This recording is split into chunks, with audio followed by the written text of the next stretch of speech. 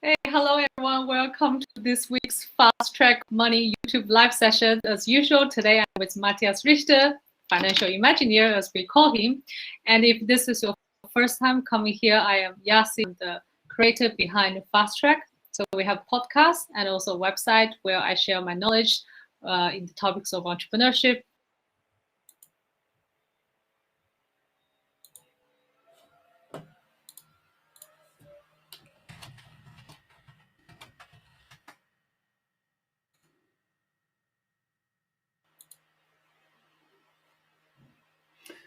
I think Yasi just went mute. I am sorry for that. Maybe I take over.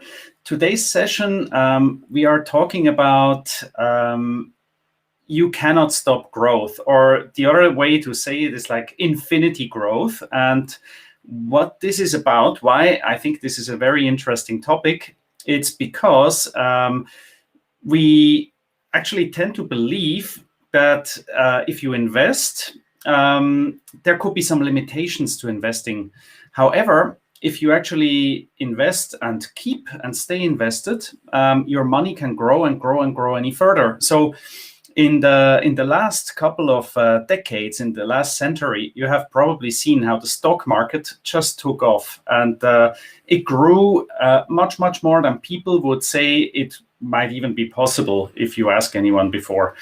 The interesting thing about that is why the stock market can grow so much more than the limited resources we have here. That's what some people cannot understand, and that's what we want to address during today's talk. So the point here is growth is not something just limited to goods and things like resources that you can dig out from the earth. It could be more than that, right? So you have seen that sometimes companies, they improve in efficiency, and maybe companies, they have inventions. They have new ideas, new products, and maybe beyond products, they maybe even have services. And if you have services and more, you actually don't need resources. The only thing you might need is human resources, or you may need capital resources and so forth. So the very interesting part here is we try to look at these drivers of growth and try to explain why we also believe humanity will still improve further, and the stock market, even though we are at the very, very high point in this century, has actually much more room to the upside and can grow much more, right?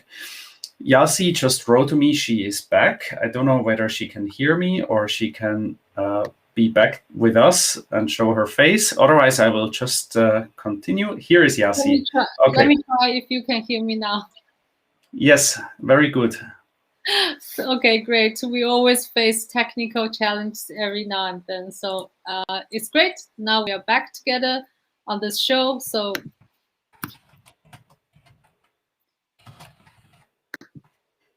you talk about infinite growth. And my question to you is that for average investors, is it possible to achieve infinite growth with their investment? Yes, of course, right? It depends where you actually put your money at. And infinity is something you always have to go for the next company that will outgrow, right? Outgrow the market. You can also simply invest into the market. The market in itself will grow, and you are growing with the market at the market rate. And the market as such, because it includes services and all the other things, it should also outgrow.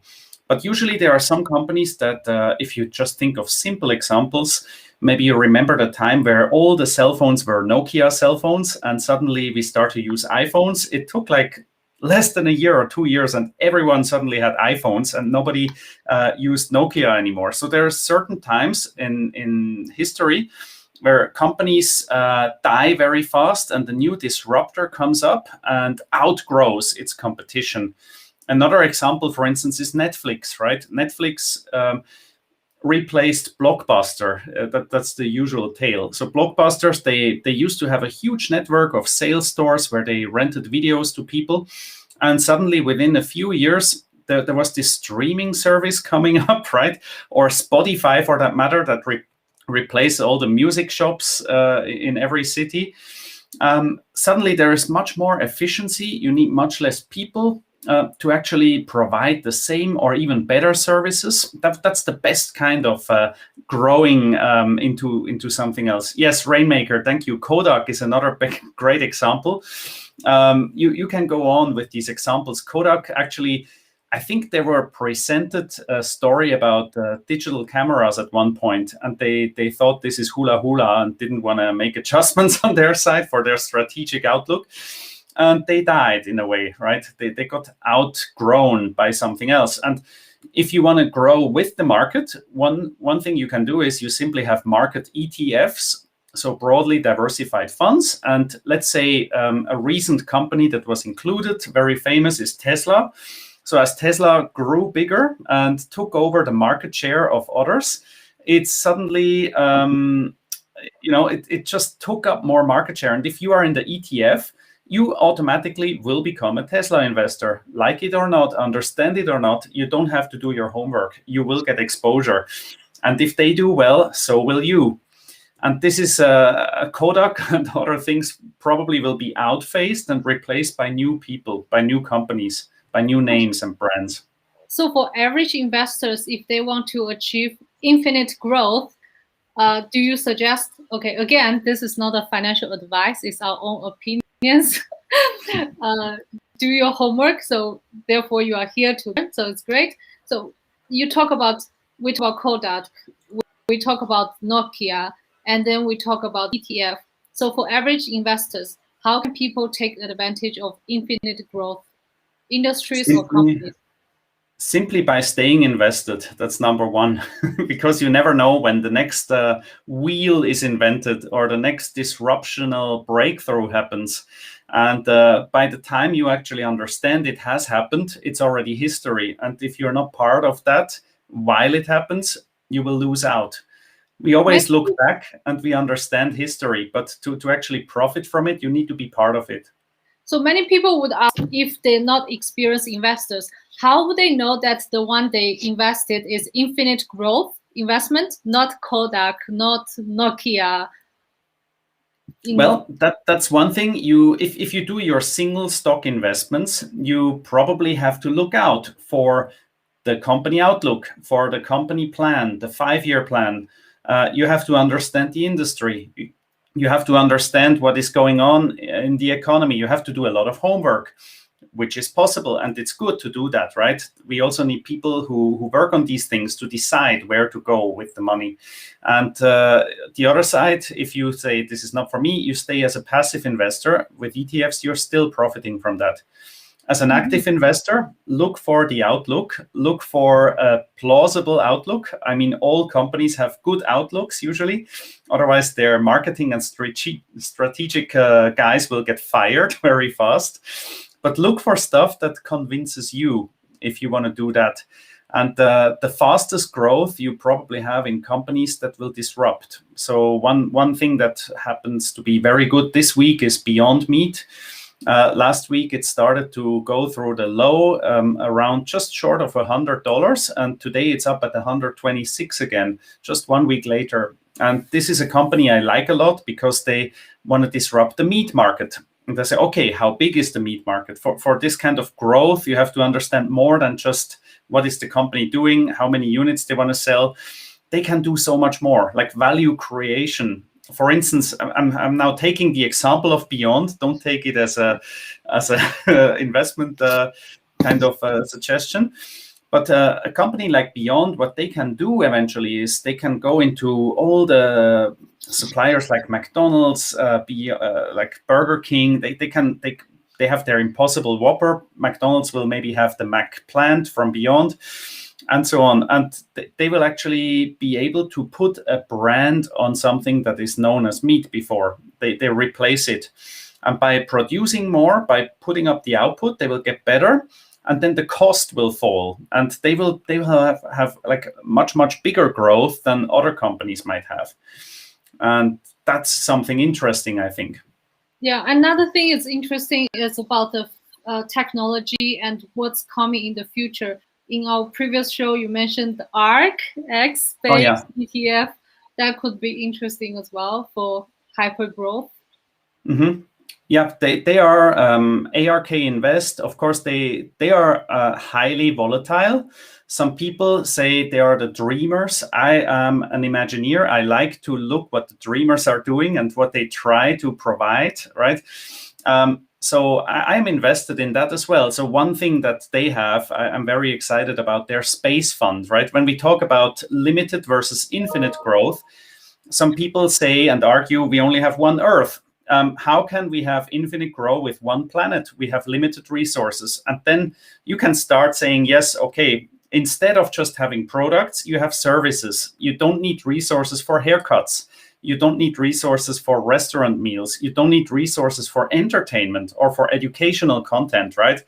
That's also something that will count to the economy. But then even beyond that, what if we start to leave the planet at one point? There is infinite growth, infinite opportunities out there, and they have a space fund that is looking at exactly that. So the example goes very crazy. So what if Elon Musk actually manages to go to Mars? Who will be the guy who can sell land on Mars? Who will be the guy who decides what currency is used on Mars? Will it be the Elon Musk dollar? Will it be a new kind of Bitcoin that he comes up with? Will he actually do a whole new economic environment there, right? So there's just so much opportunities. And people who have this limited mindset, so just for the opposite, they stay stuck on with gravity and to be pulled back. They don't believe at this kind of growth options, right? So that are the two extreme points now, of course. So I overdo it a little. So I want to ask the audience here, is there any, let's say, in your opinion, infinite growth investment options, let's say, out there? Something that interests you or something you want to explore more? You can leave it in the comments and we can, talk about it. I really like the space fund. It sounds very futuristic, something in the future, but who knows, it might happen in the next 5 years. Yeah, you just saw Virgin Galactic. They had another successful start of their spaceship, and Elon Musk, his spaceship is getting better and better. Of course, he blew up a few of them already, but sometimes he wins and sometimes he learns, right? So he's doing that by default, and he tries to push the boundaries, and every attempt he takes, he will eventually get better. And maybe NASA or other space agencies, they don't have the kind of resources that he has to blow it up. So it's quite exciting that somebody with so much resources is getting so experimentational about certain things, because this is eventually what will bring humanity to the next breakthrough, I hope. Yeah, indeed. And my next question would be, besides the space, what would be the other industries that you think can bring us infinite growth? Well, of course, what I just said before is about resources. So if you look at resources or selling products, that's something you can actually calculate how much is the limit if we use up all the resources, right? But if you go into, it's already very simple. I start to use a software for my blog also, Conversion AI. It can write content for you. It's a simple example, but this is like amazing. It's artificial intelligence at work, and it will free up so much resources because I can actually use this tool to write, and it will write with me. It's like a tool. It's like you have an old hammer and then you have a new super hammer, and the new super hammer, you can bang the nails like 10x at speed, and you will get so much better, so much more productive. I think about it like an electronic bike. Yes. Yeah, and it will make so much more possible. And this is something intangible in a way. It's a software. Thank you. Tony just wrote about Neuralink. This is also very crazy, of course. If that will come through, it's also like combining brains with technology, combining human with technology. Imagine the potential. It's incredible. But at the moment, if you want to invest, very good are like robotics, artificial intelligence, things where actually the capital is working for you. So the next step is more or less like to take human capital decreases and other alternatives will increase. And then, of course, the winner will be the one who will know how to make use of these new tools the best. Very simple. So if you want to win in this as a person, as a professional, you have to get to know these tools and learn how to become better with them. And this will be the new competition. It's not that the tools will outcompete the humans, but if you don't know how to use these tools, you will be marginalized more and more. That's the danger, maybe. But as an investor, if you're invested and put your money into AI, robotics, all these things, you have a lot of growth ahead. Yeah. On top of what you mentioned, conversion AI, there's another tool that I use since I discovered, I'm editing podcasts all the time. And this tool is called Descript. Basically, what it does, that it reads your voices, and then if you say something wrong, and then you can delete this part and then type a new word, and then the AI will learn your voice and then speak on your behalf to say the correct word, and it will sound like you. It's really amazing. In maybe 5 years, we don't do this show live anymore. There will be, maybe the computer will do it for us if we train it well, right? I like Anthony's comment. He said it's a good point you mentioned earlier. Think about how marginalized people who don't have smartphones or use the internet are. Then people who use technologies will take advantage of it, and people who do not will be marginalized. Same as investment and then investment knowledge. Yeah, it's a sad truth eventually, but on one side you see the Earth has been flattened in a way. I mean, the pandemic made it very clear. You don't have to be where you work. You can get a job anywhere as long as you provide value. You are wanted. You're in demand, and it doesn't matter if you're in Bali, in the US, or in Singapore. You can be anywhere in the world. As long as you provide value, the internet will find you a match. You can get paid eventually. And since the Earth is flat, the ones who will get better and use these tools will get more powerful eventually. So my call is get to know these tools. And that's where you should keep learning. Yeah, keep learning. Now, one side we talk about the robotics, the AI, the space. On the other hand, what's your opinion about the traditional industry, like brick and mortar, like groceries, like water? Maybe not the water technology side, but more on the basic needs, fast moving consumer goods. What do you think about those investments? Sure. If you look back, right, infinite growth, this whole topic, if you turn back the clock by 200 years, so you go back 200 years, the farmers were extremely scared 200 years ago when the railway came and you start to have these new technologies. And if you look back at how the industry, the economic cake was split up 200 years ago, it was almost 100% agriculture. Almost everybody was busy gathering food. And then as time moved on, there is more and more people, they went into industry, and now the last couple of decades, more and more went into services, right? So there's like this transformation of the industry. And at the moment, in many developed countries, there is lesser than 5% of the workforce actually helping to work with food. So food is super crucial. It's super important, but you need lesser resources to get it covered. So while we get more efficient, I think the main growth is maybe somewhere else, but then you can actually look at food, like I mentioned with Beyond, or like land. If you don't have another planet to grow more crops or stuff, you have to get more efficient. So I think the big question there will be how to make more out of what we have.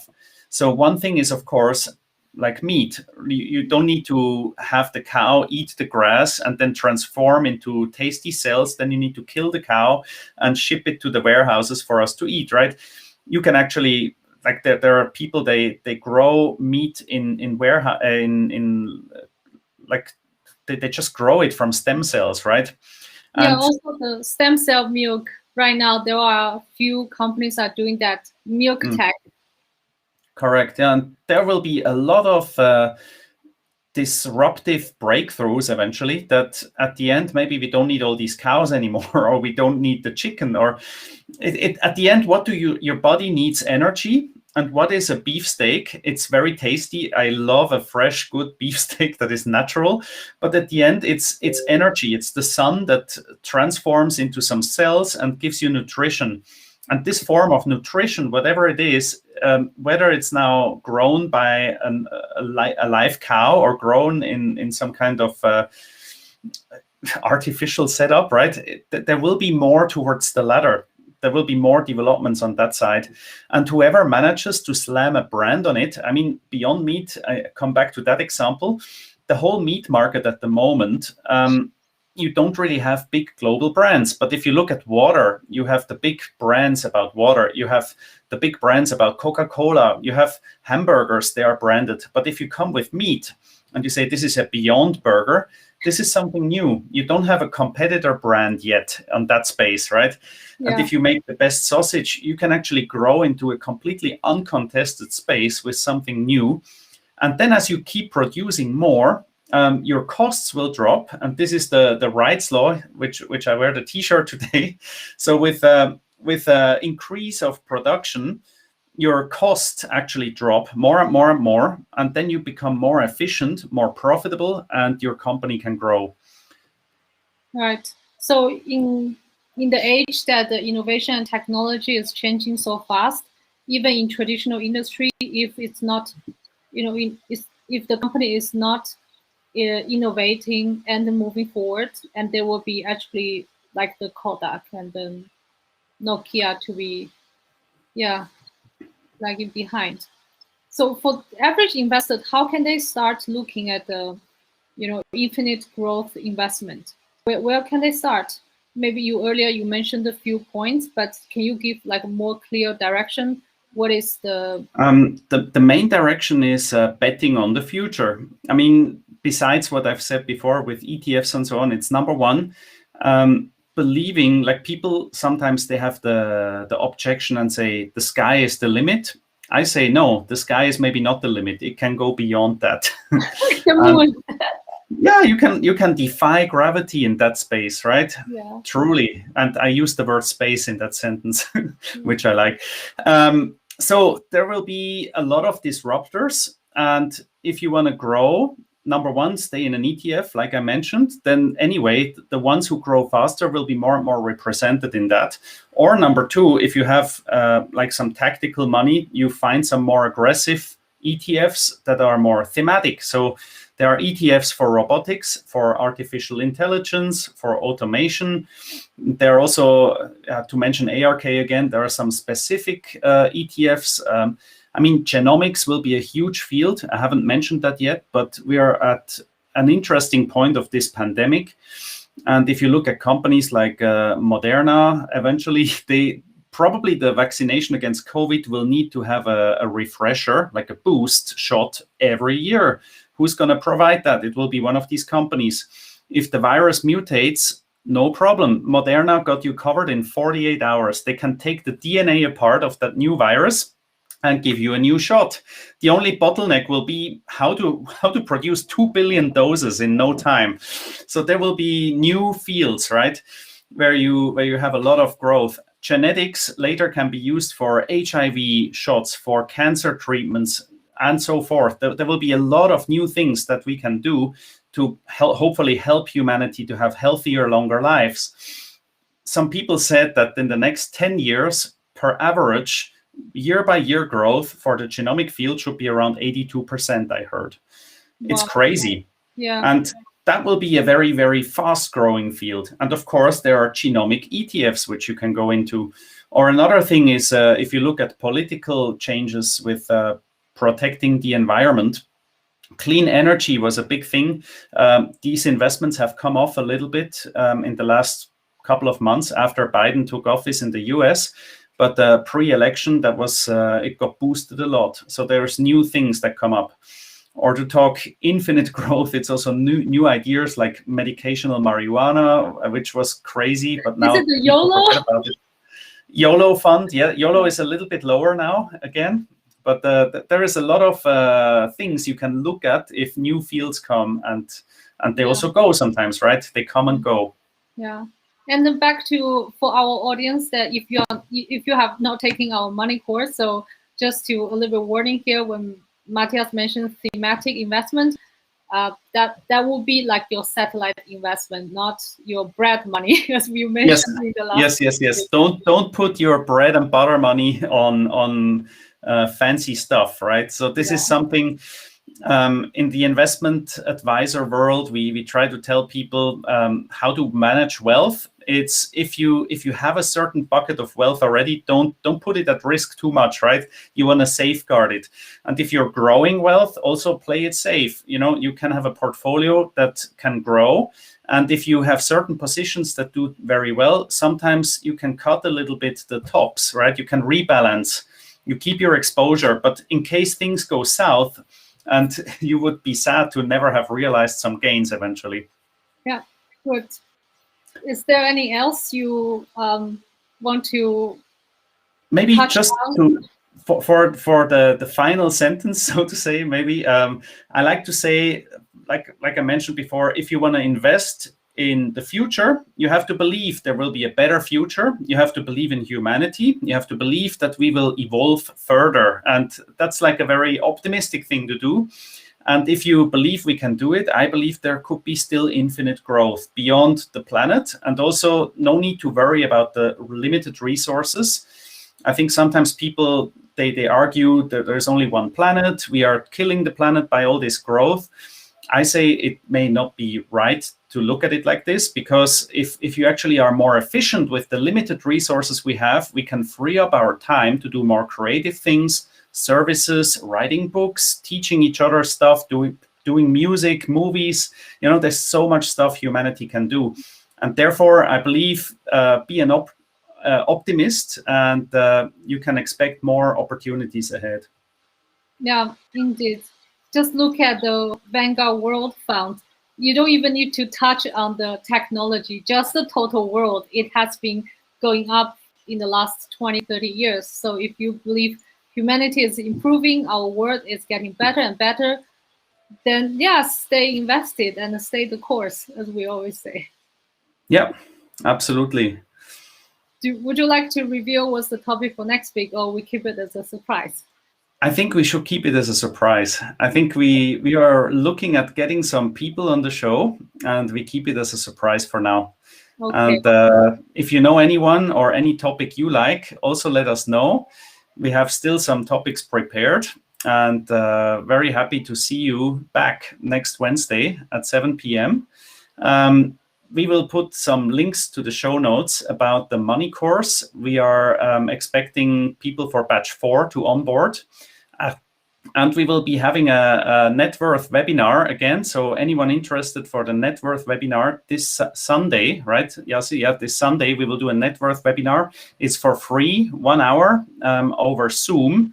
Reach out to us if you want to join there, and we definitely have a space for you. Yeah, you can either leave in the comments, or you can write if you're watching from Facebook, or you can write us email from website fasttrack.live/money course. There you'll find all the information. If you don't find it, feel free to reach out to us directly. All right. Thank you so much, Matthias, for the interesting conversation. We touch on. Thank you, Yasi. We should touch on what's happening on the Earth, and we also touch on what will happen on the Moon. Let's watch this episode 10 years later. Oh, looking forward. Yeah, then we can do an update. And also, thank you, guys. Thank you, Linda. Thank you, Rainmakers. Thank you, Anthony. And thank you, everybody else who is watching this from Facebook, from YouTube channel. And then we will see you next week, same time. Bye-bye.